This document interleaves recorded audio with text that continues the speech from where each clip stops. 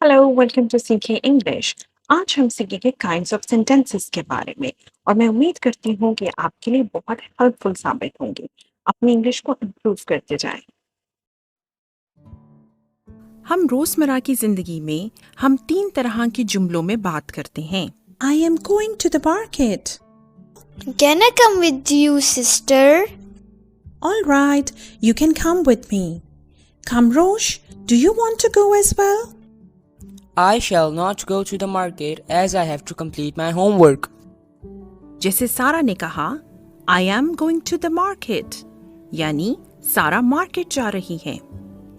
ये एक affirmative sentence है और इसको हम अफर्मेटिव सेंटेंस का नाम देते हैं क्योंकि इस सेंटेंस में सारा अपना डिसीजन बता रही है, अपना प्लान बता रही है that she is going to the market, कि वो मार्केट, वो बाजार जा रही हैं। सरोज कहते हैं, can I come with you sister?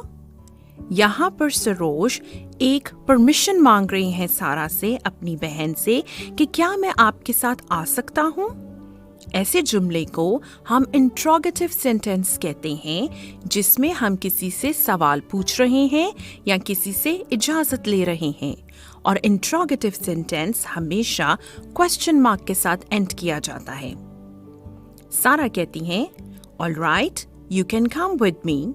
कमरोश, do you want to go as well? तो कमरोश कहते हैं, I shall not go to the market as I have to complete my homework.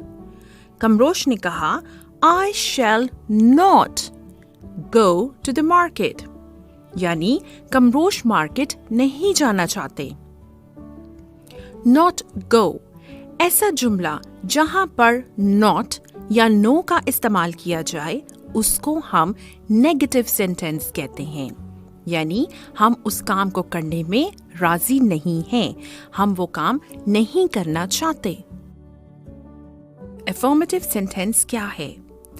ऐसा सेंटेंस यानी ऐसा जुमला जो किसी काम के होने को यस कहता है, यानी पॉजिटिव लुक देता है कि मैंने ये काम करना है, मैं ये काम कर सकता हूँ या कर सकती हूँ।